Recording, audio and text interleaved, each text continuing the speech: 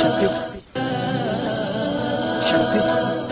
ce qui advient après la mort. Chapitre de ce qui advient après la mort. Sache que la mort, c'est la sortie de l'âme du corps.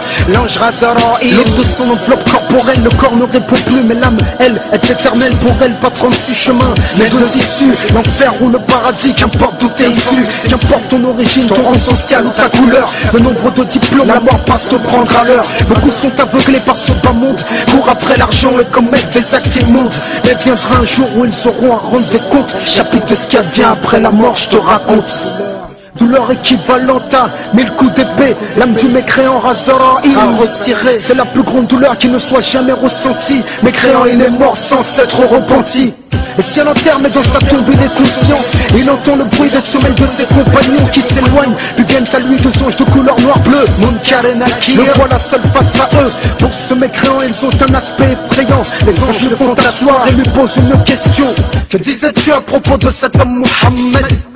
Ainsi le mécréant répond: je ne sais pas, je disais ce que les gens disaient de lui. Certes tu n'as rien su et tu n'as rien dit. Alors les anges le frappent avec une masse de fer, avec laquelle il réduirait une montagne en poussière. De cette masse de fer il nous est rapporté qu'ensemble les djinns, les hommes ne peuvent pas la porter. Mais par la volonté de Allah, il résiste et ne s'évanouissent pas le mécréant et l'hypocrite.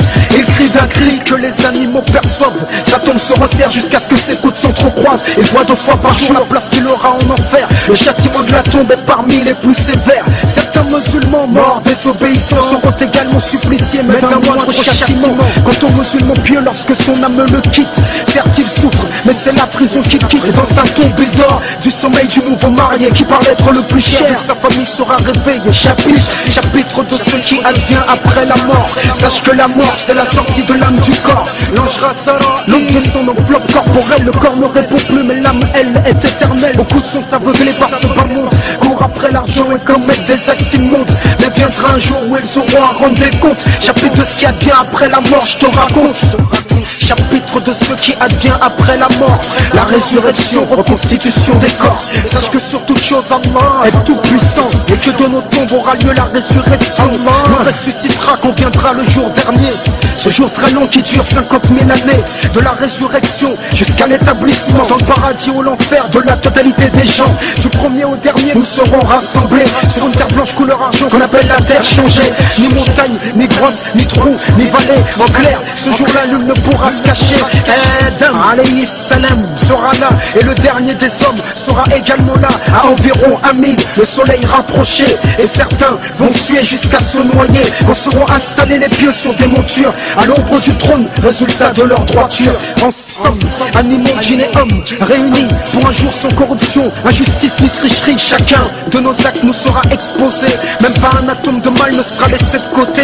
Nos actions seront pesées sur une balance, aucune bonne œuvre pour qui est mort dans la mécréance. Quant aux musulmans, si ces bonnes œuvres l'emportent, alors le paradis assurément lui ouvre ses portes. Dans le cas où ces bonnes ou mauvaises actions sont égales, il entre au paradis qui sera sa demeure finale. Mais si seulement ces mauvaises actions pèsent davantage, il est sous la volonté de Allah Azza wa Jal. Possible qu'il lui pardonne, possible qu'il le châtie, qu'il entre en enfer, mais plus tard au paradis. L'enfer ne garde pas les musulmans éternellement. Le paradis, demeure finale du croyant. Allah ne pardonne pas qu'on adore autre que lui, mais il pardonne à qui il veut moins que ceci. Ainsi la demeure finale du mécréant sera l'enfer. Il est actuellement créé en deçà de la 7e terre. Sache que le feu le plus puissant de cette terre ne représente qu'un 70e du feu de l'enfer. Les gens de l'enfer sont tous de grande taille, de la taille du fou de la montagne. L'eau bouillante qu'ils boivent déchire leurs entrailles. Châtiment face auquel personne n'est de taille. Là-bas, ils ne meurent pas, cela dure éternellement. Que Dieu nous préserve de l'état de ces gens, et qu'il fasse que nous soyons de ceux qui traversent le pont, et que nous buvions d'une boisson réservée pour les croyants. Beaucoup sont aveuglés par ce bas monde, courent après l'argent et commettent des actes immondes.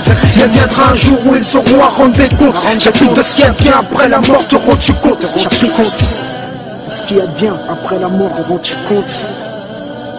Chapitre, te rends-tu compte de ce qui advient?